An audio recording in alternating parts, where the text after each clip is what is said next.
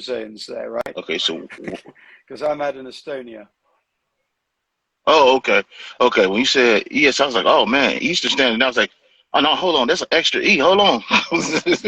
It's European Eastern Standard Time. Yeah, I know. And I saw the extra E. I didn't pay attention to the extra E. I was like, oh shit. Okay, just so let me. Now, where are you? Where are you originally from? You're originally from Estonia. Very bad.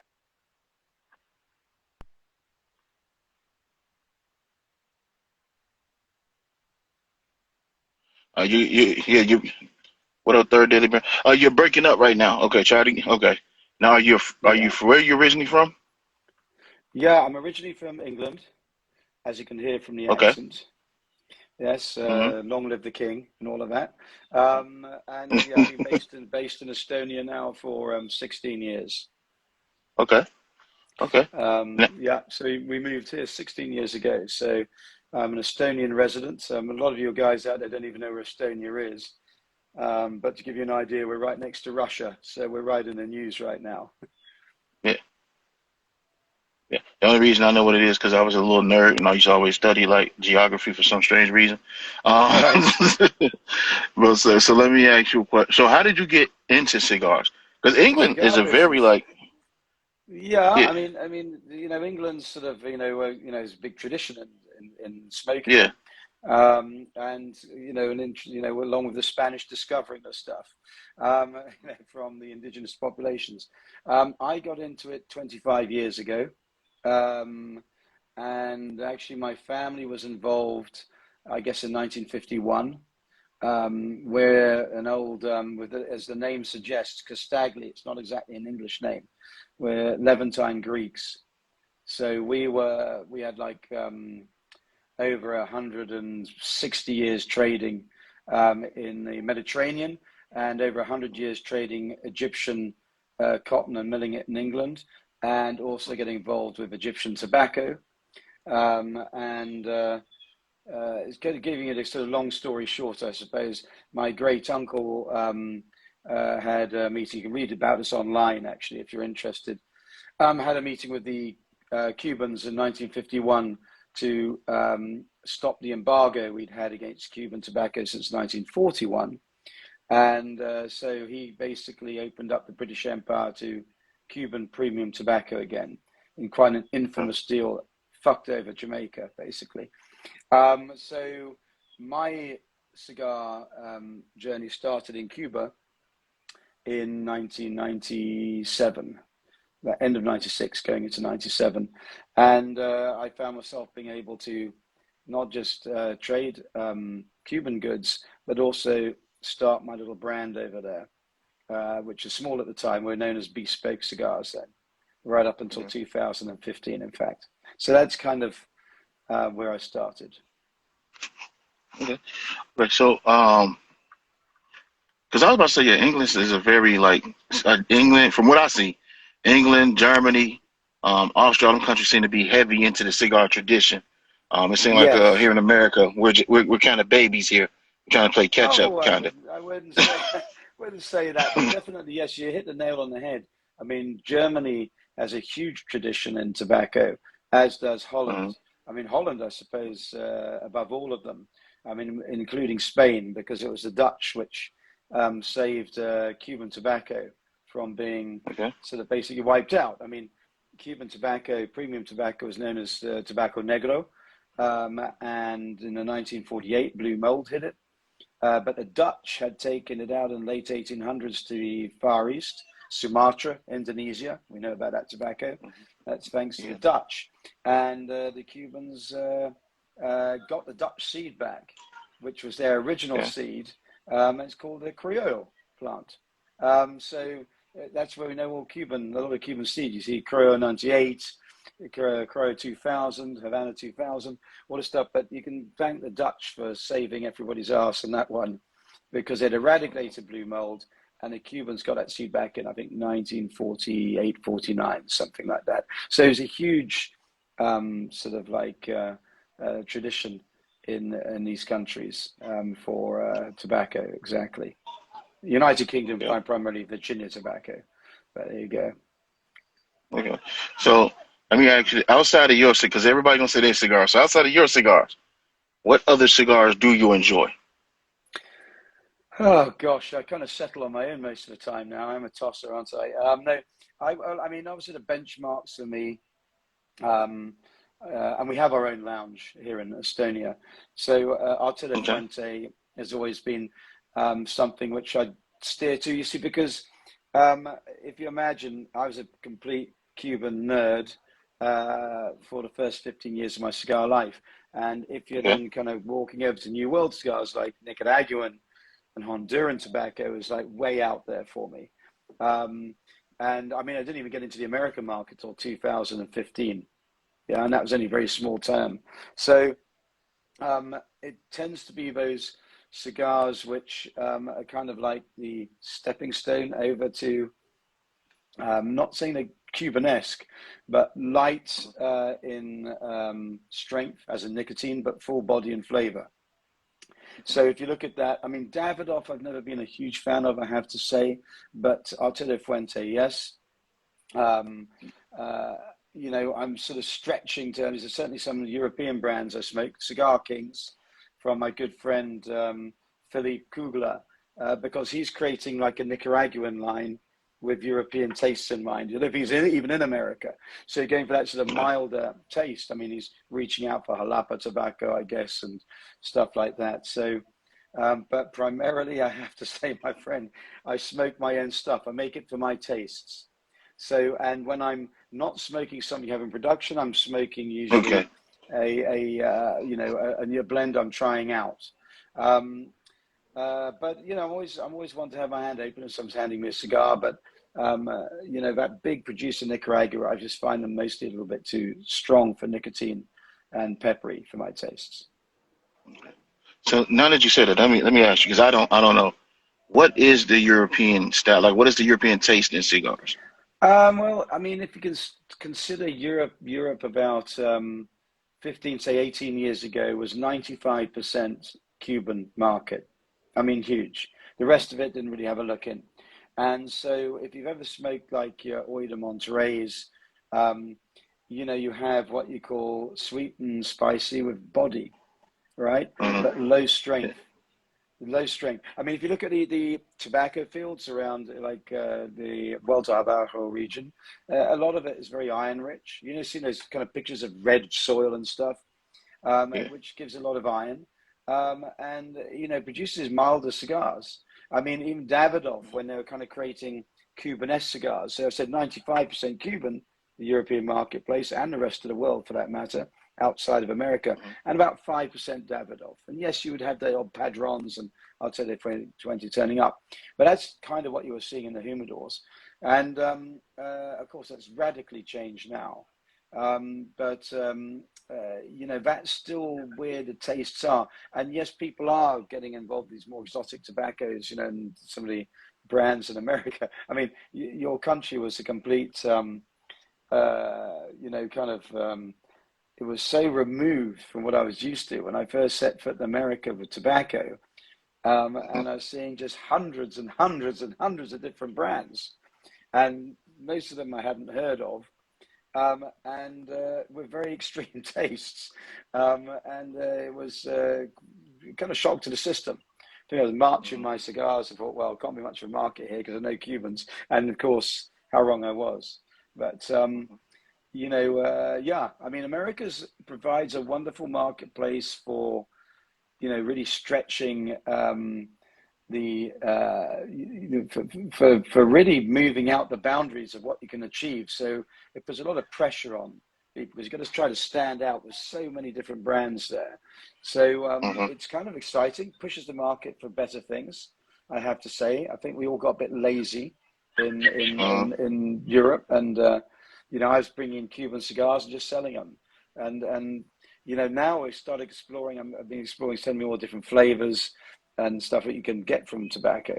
So yeah, well done America for doing that to me. It's still a massive market, just a bit. So yeah. So now, where are you? You're in the American market, right? Where would Yes. you be in the now? Where are you at in the American market? Well, for the people that don't know? I mean, my dear chap who's been looking after you over there, Vlada Stoyanov, um, and he's Serbian guy. I met in Belgrade, and we are in probably about 100 points of sale out there. He tells me. I mean, I'm off to New York in 2 or 3 days. We've got to go to a reunion of some old friends, and so I know we're going to Rex down in Manhattan and in Wall Street, and then also going over to Matador. They're running all the Matador shops there. But yeah, I mean, if those are kind of interested in us, you can go on site and try to list all our retail outlets there. But of course, we're in small Okay. batch as well. So if nothing's close to you, you reach out to Maxima Small Batch Company, and they'll send your stuff out. But yeah, we are quite heavily in California, Fresno. We're down in Texas now. The only place we're underrepresented, I think, is probably in Florida. But I know Vlad is looking for a representative down there at the moment. So yeah, we're scattered. And beyond that, we're in about 38 countries now. So we're across the Okay. world. And we've always been quite Okay. heavy in the Middle East. Okay. Okay. Wow. Yeah. Now see, I'm gonna have to look that up and see where you at because I'm relocating to Arizona. I'm outside of DC now, so I gotta All right. see if you're Yeah. in Arizona. Check Mhm. you out. And New York. Sure. Oh my goodness, New York with the taxes. New York Well, taxes on tobacco is crazy. I think New York, and I think that in California it's pretty racy as well. But when you start looking at one of the markets we're getting involved with, which is Egypt, and Egypt means a lot to me because that's where I'm the first generation born outside of Egypt, really. We've always had families stuck around there, and we've built a big old palace there, which we have a lot of our marketing around imagery. There's 600% tax on the invoice value turning up to the distributor. So if I'm selling a cigar at $5 to him, it's going to be Uh-huh. $30 before he actually brings it into the bloody country, right? So then he's got to put his margin on it, and then he's got to chuck it in a shop, and I very doubt they turnkey it. But you're going to look at a cigar that would cost maybe $12 over in America, will be costing $60 in Egypt, Cairo. Mm. So they're protecting their tobacco business. Most of the Middle East, 300% tax. Mm. So it is, it is crazy. And the United Kingdom is very high with its tax because they do it on a weight of tobacco, and it's something crazy per kilo. So yeah, America still is not too bad. Yeah, but do check Okay, us up so online. Check our website out. We have all our very transparent about all our distributors and where we are. I, okay, I definitely will. I know in the U.S. we having a little trouble with the government and how they're trying to crack down on the tobacco industry, especially maybe they might be going at Nicaragua where we wouldn't be able to get none in. We're Oh, doing yes, embargo, yes.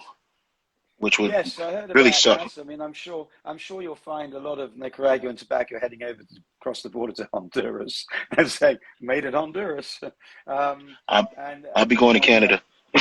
yeah, or Canada, yeah, yeah. Well, the thing is, I think the problem with Nicaragua is that they maybe have backed Putin.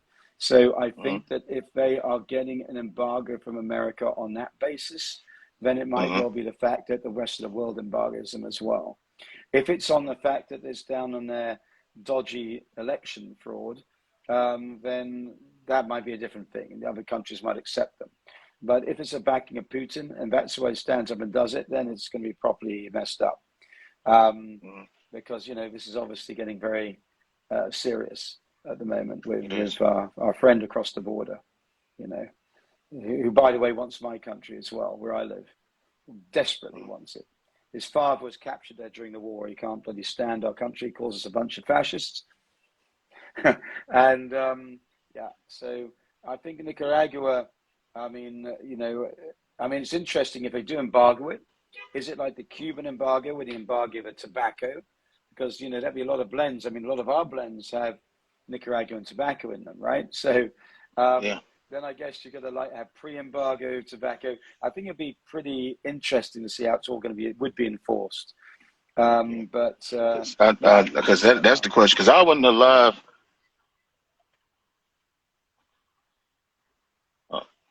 think I lost you a Okay, little bit. no, Okay, I got you. okay, I I can hear wasn't you. alive. Yeah, I wasn't alive during the first embargo, so I don't know what they did with the cigars here.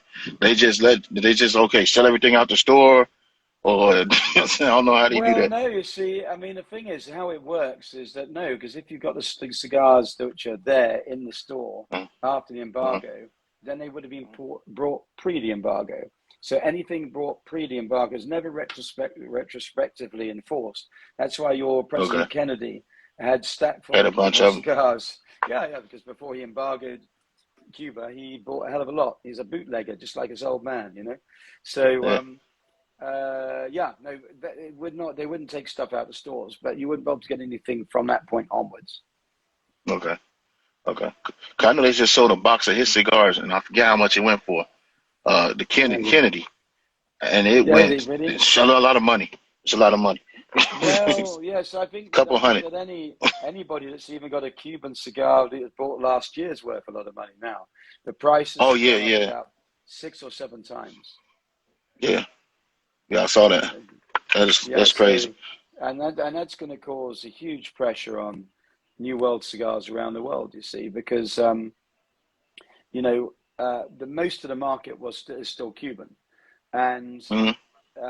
now with the lack of Cuban cigars, in fact, it's a collapse of the marketplace plus the price. Um, there's going to be they are reaching out big time all the Cuban distributors to get New World cigars such as ours. I mean, we got.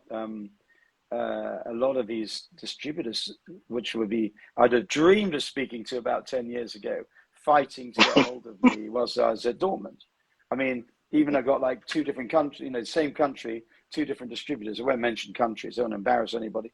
But there's one guy who's New World, and here's the guys, Casa Habano, deal with me. I've got all the shops. No, you got me. I got you in first. I reached, you know, it's this sort of shit going on. They're fighting to get tobacco now. I mean, I was in Yeah. Bahrain in the Persian Gulf in was it February, and we were just opening that market, and that family were the first Middle Eastern family to bring Cuban cigars in the 1960s, 70s into the Middle East, right? Mm. So you'd think they'd be kind of like given a priority. And I went to three Casa de Habanos in Manama, the capital. And in the Ritz Carlton, I found half a box of D4s, Partagas D4s, and that was it. The rest of it was empty shelves. And then in the bazaar, the old town, there was something like a quarter of a box of Romeo Julieta #2 tubes. That is all. Completely empty shelves. Dubai Mm. duty free, same thing. Empty. So, um, you know, it's going to huge. You know, if America causes a problem with the brands over there, they're going to find marketplace across the world now. It's going to be huge pressure for Mm. like for companies like myself to keep supply going. Uh, Yeah. So to keep demand, you okay. know, it's going to Okay. always exceeding us what we can produce. Well, you might get really popular here because a lot of the popular brands here are Nicaraguan if they go through with that.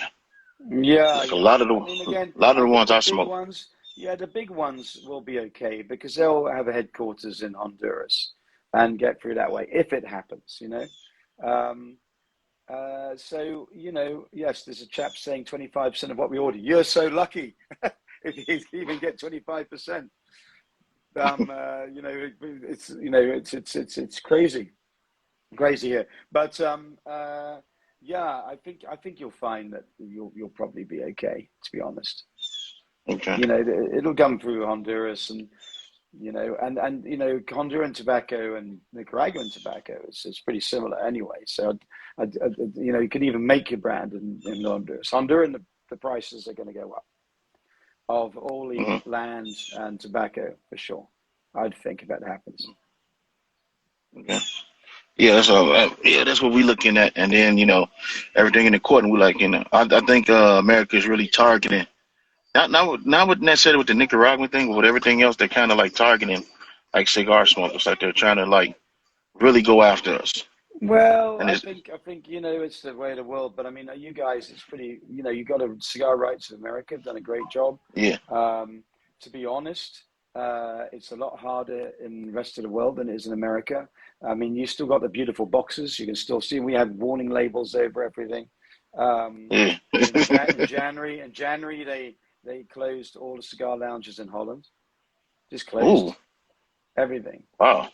You can I only didn't know smoke in that. a private residence now. Yeah, they were already in Norway, Finland, most of Scandinavia. There's also no cigar lounges. One or two you can get it, but you have to be the prime source of income has to be selling cigars, and they have to be like a private lounge. I mean, it is really Okay. ridiculous. And you know, places like Finland, in the Havana Aita, is one of the oldest stores in Scandinavia in Helsinki. They're not Mhm. allowed to say the word cigar until the customer says it first. So figure that conversation out. So you might have an American tourist desperate to get a Cuban cigar, goes into Havana Aita, says, "What do you got?" He says, "Well, what do you want? Smokes? What smokes?" And he says, "Do you got any Cubans? Cuban what?" He says, "Bloody cigars." So then, oh, cigars. Then you can help yourself there. I can't show you them, but you can have a look at them. And that's it's kind of bizarre. But have you That's smoked a crazy. Casdagli cigar? Can I ask that question? Embarrassing question to you. Have you No, smoked one of ours? I haven't. I haven't, but I do plan on ordering a couple of them. I got a bunch of stuff coming in, so I keep trying new stuff. And since I started, to be honest with you, since I started this podcast, I'm starting to become like I'm starting to lean away from the bigger guys and become more boutique brand. Yeah, yeah. It's just something about how you guys. It's something about how the cigar is produced. There's something about the quality. Like I'm not taking anything away from the big brands, but it's just like No, it absolutely seems like not. it's I more mean, pride. yeah. Yeah, it's Well, more I think pride no. I in mean, I some of them. think it's well, there's a few things really. I mean, first of all, for instance, you know, we work with boutique factories, and we try to Hmm. work with provenance. So that means Okay. that like our, you know, four of our lines, is it five of our lines? I forget these days. Five of our lines come from the Kellner Boutique Factory, which only has 6 torcedores, but Okay. happens to have, you know, the son of a great Henke Senior, the face of Davidoff until he left this year, and his son worked with him for 19 years in Davidoff. And his father is the great tobacco grower, but Hendrik Jr. is the great blender in my mind. His father kind of Okay. would concur, I think. So we have huge provenance, and the tobaccos we get held of through Hendrik Jr. are just phenomenal. So yes, a boutique brand. We take about a little bit over a third of his production at that factory. Okay. And yes, we're boutique, but the name is huge. Hmm. And likewise, in Costa Rica, we work with the only two proper factories there, which is Tabacos de Costa Rica and Inversiones Gonzalez Martinez, and they make our other cigars. Now, um, I think boutique is a lovely name. We're still as boutique as fug, as they say, but as you know, I mean, I think there was the one that coined that was Riste, boutique as fuck. I like that because they say to be boutique, you know, very boutique, under 500,000 cigars a year. And we're certainly there. Hopefully next year we will be up to that. But Hmm. you've heard of Half Wheel, of course, and Charlie, you know, Yeah. this lovely thing. He had he does at the end of each year something called a consensus, which he takes 48 different media outlets across the world, be it magazines, be it podcasts, be it you know, YouTubers, whatever, or like he does, just online reviews or news. And he takes the top 48 across the planet, and he does a statistical analysis of who they're speaking about. And so when it came down to factories or companies, I think you had Dunbarton and Drew Estate were to the top two, right? Then you had Davidoff, I guess, Crowned Heads. Um, there was another. Then you had obviously Davidoff and Habanos. Anyway, equal seventh was Arturo Fuente and Casdagli Cigars, right? So we're very boutique, but we're like the lion that's roared. I mean, we're known across the world. And people are taking us into that. You know, we always ration what we have to make sure that all our distributors get like an even amount and according to the size of their markets as well. So I do urge you to reach out to if you can't get them in your area, small batch company, and you Okay. can look at all the stores. Get some of the cigars which we would say are signature cigars, and our signature cigars are usually Lanceros. Yes, sir. Okay. Lanceros because one, I love that that vitola, and secondly, it's very traditional, and thirdly, it demonstrates the construction of the factories we work with. Because if you're standing around, I mean, if I'm opening in a new market, like I remember it was in Moscow many years ago, and 80 Muscovites had made their way to, to see me, and all pissed off because it'd been about 5 hours in traffic, which is usual there. And I give them a bloody Lancero. And they're all like moaning, what the fuck is this? We come all this way for a Lancero. And I said, well, if there's one thing you're going to take away is that the flavors you can get from Lancero can be beautiful. And also the construction of the cigars. If I give you a Toro, what's the point of that? Yes, it'll taste nice, but if I start talking, we make beautiful cigars, how to really demonstrate that? So give everybody a bloody Lancero and have the balls to do it and know they're all going to draw perfectly. So what you're going to do, my friend, is you're going to order a Grand Cafe, if you can get them. Grand Cafe. And if you can't get a Grand Cafe, order a Cremello, which is made in Costa Rica. These are our two real signature Lanceros. The great thing about those cigars, a lot of our cigars, we demonstrate Peruvian tobacco. Peruvian we use a lot. I'd say 70%, 80% of our cigars have a little bit of Peru in it. And you can even taste something called a Pedovita. It's one of these little buggers. Okay, it's a Petit Exquisito. We make it 100% Peruvian. Okay, which has an Ecuadorian wrapper, but I'm not going to smoke it now because if I did, I'd smell out the house. It's late at night, and my wife would get pissed off at me. But I got the same problem. Yeah, that's why you're in the car, right? But I mean, you to understand our flavors and what we achieve, you got to understand Peruvian tobacco is one of my go-to tobaccos because it basically takes the edge off of the other tobaccos around it. It makes something that's Nicaraguan a little bit more European, I used to say, or a little smooths it out. Somebody asked me, what does it actually do, Peruvian tobacco? Because it's very sweet and light. I said, well, imagine yourself making a tomato sauce with spaghetti, and you got some anchovies in there, and you chuck those in. It'll give you it takes you don't taste the anchovy, but it enriches all the flavor, the tomatoes, garlic, everything you put in, it enriches it and disappears. Mm-hmm. You don't taste the anchovy. And that's similar what Peruvian tobacco does for you. And it's delicious. So we have it in most of our cigars, actually. And it's very hard to get a hold of. There's only one commercial field. And I'll leave you with the thoughts that it's actually where all tobacco originated from. Kangaroos from Australia, horses from America. Tobacco originally came from the area of the Incas, way before the Incas. 6,000 years ago, that's where it grew wild. Mm-hmm. Okay, you can look it up on the Gutenberg Press and all these things. I did a lot of research into this. Peru. So why isn't there more of it? And it's just because of obviously where it's sitting. It's in the wrong place geographically, initially. And in the modern days, it's very well known for stuff you put up your nose rather than blow out, right? So that crop is totally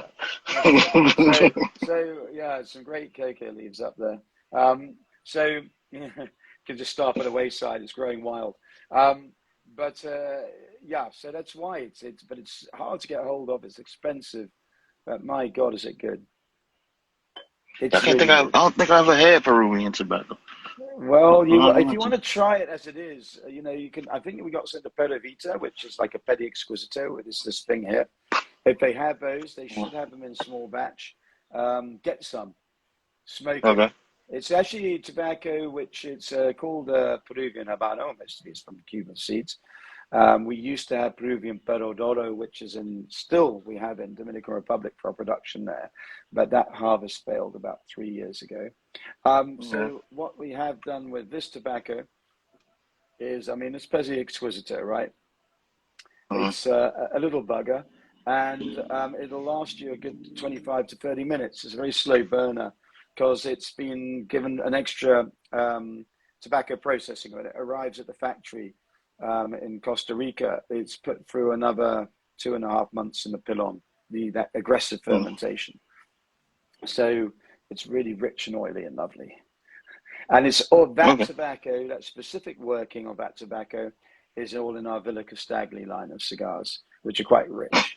And if you, any of you guys in New York and you're listening in, I'll be in Rex in Wall Street on the 27th, and on the 28th I'll be in Matador in Roslyn, New York. And I will have some of these with me. I'm going to hand them out and say, smoke that. And then I'll give them Villa Casdagli. See what they, it's a good education. Okay, there you go. Yeah. Be there, be square. Yeah, I hear that. If you're in New York, y'all need to get over there.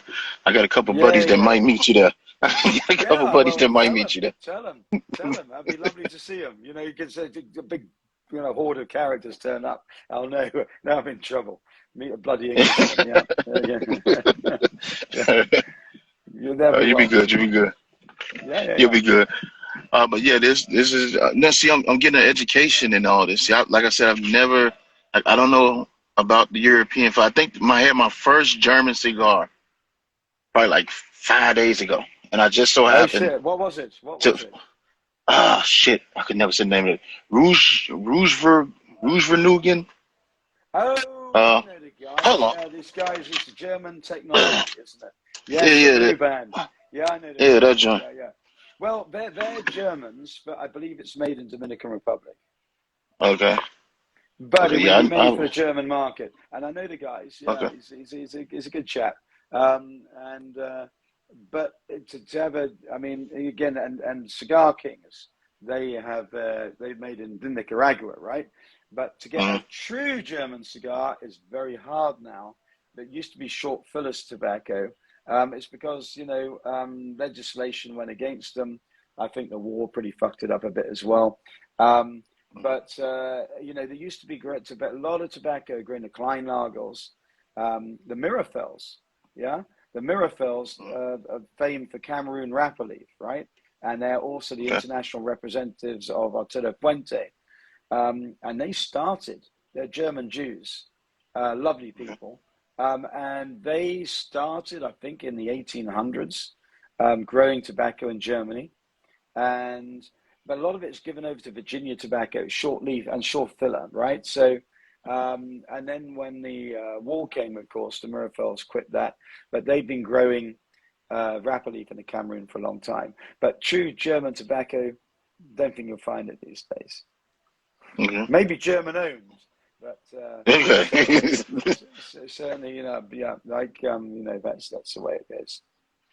Yes, I think I'm trying to find cigars from other places, but I'm had to go online because it's really hard to find it here. And you think it'd be easy, being as though I'm right at DC. You think somebody would come bring him with them, but apparently not. Yeah, well, I think there's cigars in Russia. But now that's embargoed because a friend of mine showed me something very special and said it's all created in Russia. And it was like a very small production, very elite. And I was given it by a Lithuanian guy. And I got it hidden away in my humidor somewhere. So there's that. But, really outside of the Americas and Sumatra, Cameroon for the wrapper leaf, there's not much. I mean, Africa should be so much better. They got amazing things. Everything grows there, but there was never any. It's uninvestable, Like most of these countries, even Latin America, outside of Cuba, right up until the 1960s, after the revolution, most of them were uninvestable for tobacco. That's why it's very sad that you got like the Dominican Republic, which has so many different. Tobaccos endemic to that premium tobacco, and all they've got now is just one that was originally from the country, a Lord. Everything else is Cuban seed, and and of course they're getting the terroir of the different terroirs in Dominican Republic. But to actually say a true Dominican um, uh, strand of tobacco. There's only a law left that originally grew there from when the endemic populations, brought them there from Peru and settled the tobacco there. They used to have hundreds of it, but it's just all down to just one. Now it's all Cuban seed, of course, and the So we got a characteristics question, do but come out.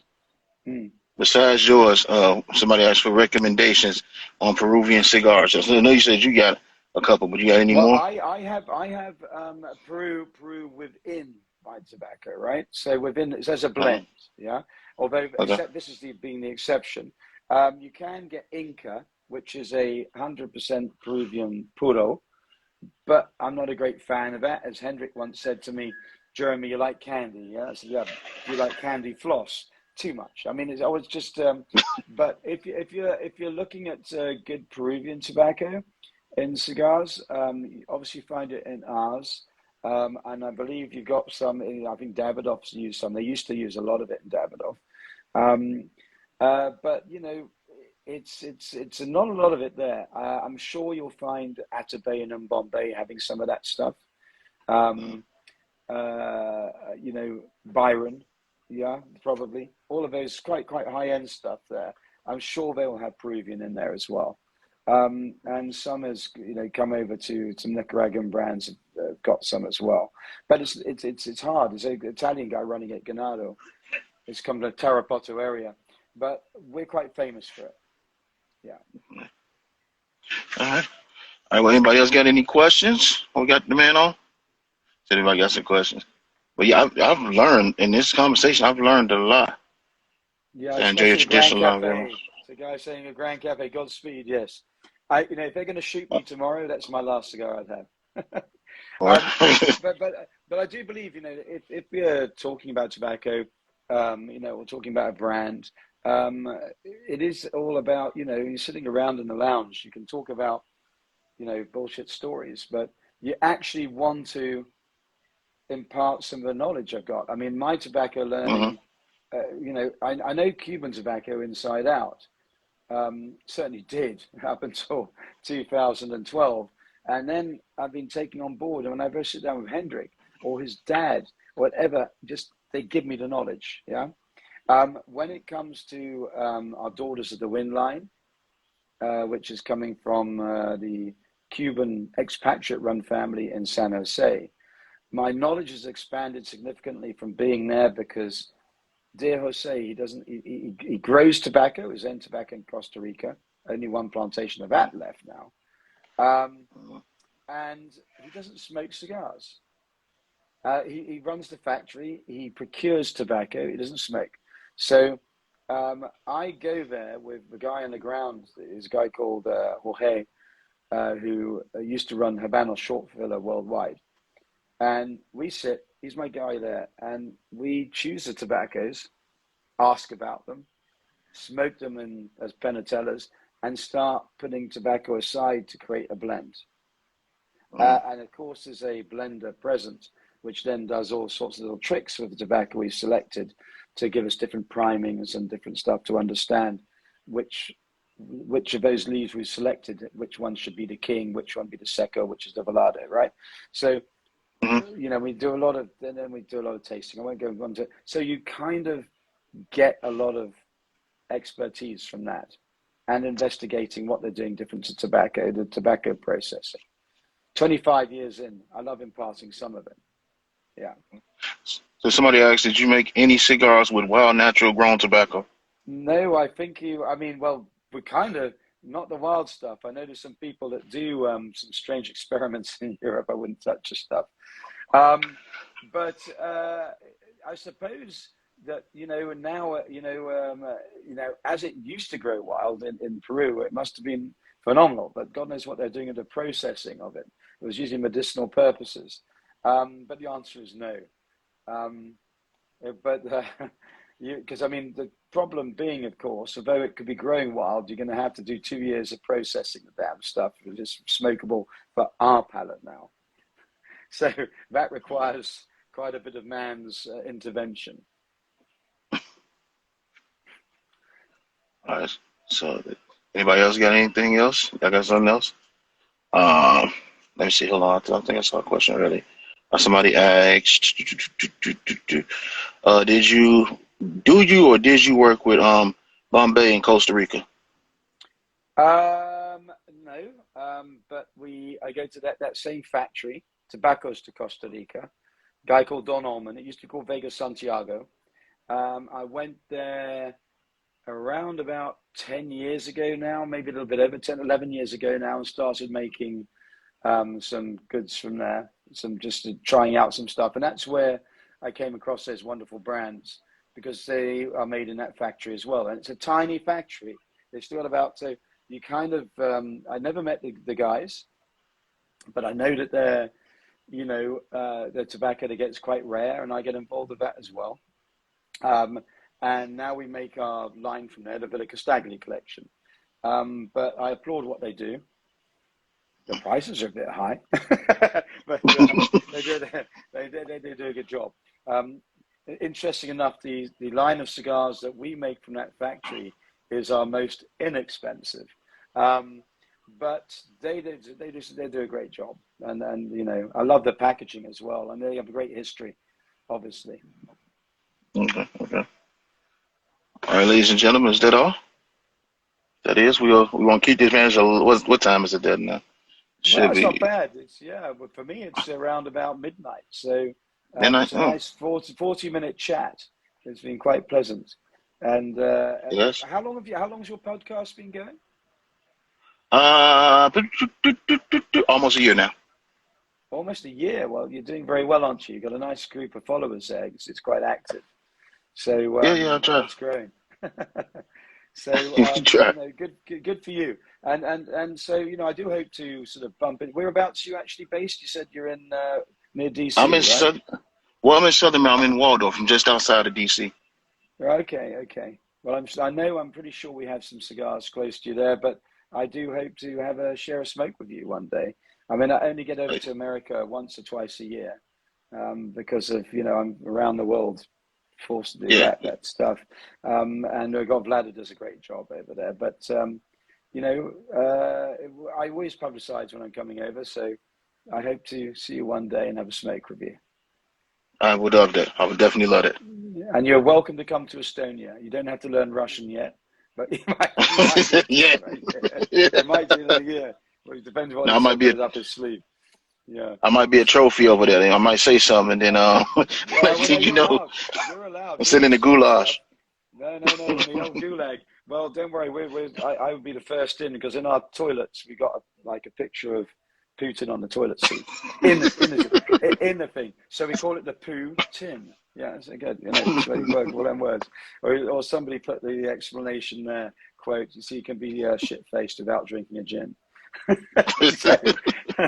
So you're welcome to come, anybody. Okay.